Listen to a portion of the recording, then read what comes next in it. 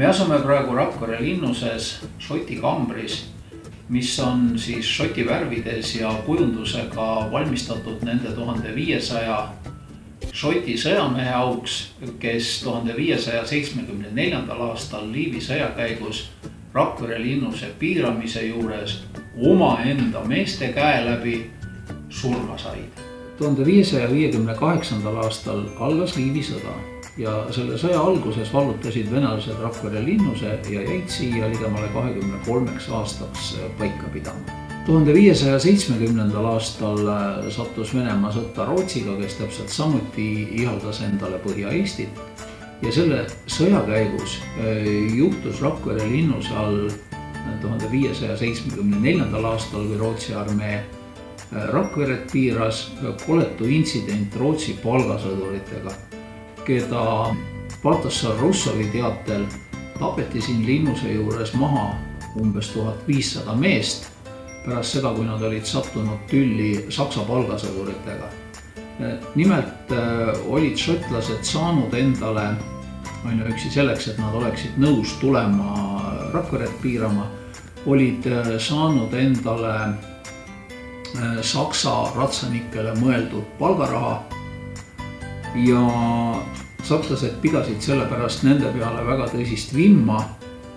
Rakvere piiramine, see algas jaanuari alguses ja kestis peaaegu märtsi lõpuni, oli kulgenud väga vaevaliselt. Rootslased olid teinud mitu tormijooksu, nad ei suutnud linnust vallutada ja viimase tormijooksu ajal 2. märtsil 1574 kanti tormijooksu ebaõnnestumine just šotlaste süüks. Peale selle olid rootslased üritanud vallutada Toolse linnust 17. märtsil ja jällegi ebaõnnestunult. Nii et väes oli tõsine rahulolematus, eesmärki polnud saavutatud ja ilmselt kääris seal ka selline rahvuslik vihavaen. Ja kui nüüd 17. märtsil keeldusid paar Šoti palgasõdurit kõrtsis õlle eest maksmast, siis puhkes seal kaklus Šoti jalameeste ja Saksa ratsaväelaste vahel. See lõppes sellega, et šotlased olevat võtnud suurtükid, millega linnust lasti, pööranud need sakslaste leeri poole ja hakanud sakslasi suurtükkidest tulistama. Selle peale Saksa ratsamehed, kes olid ka parasjagu julgust võtnud, tungisid šotlastele kallale, murdsid nende jalaväerivi läbi ja lõid neist, siis nagu öeldud, umbes 1500 maha. 70 meest olid põgenenud venelaste juurde linnusesse ja võeti seal vangi.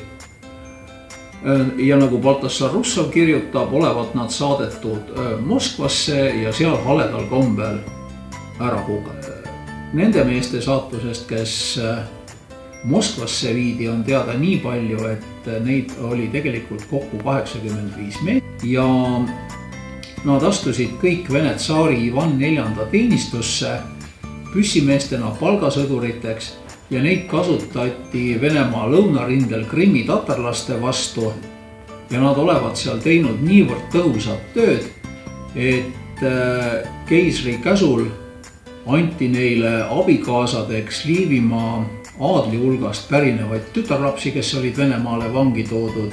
Nad said oma majapidamised ja elasid pärast jõukalt ja õnnelikult Venemaal.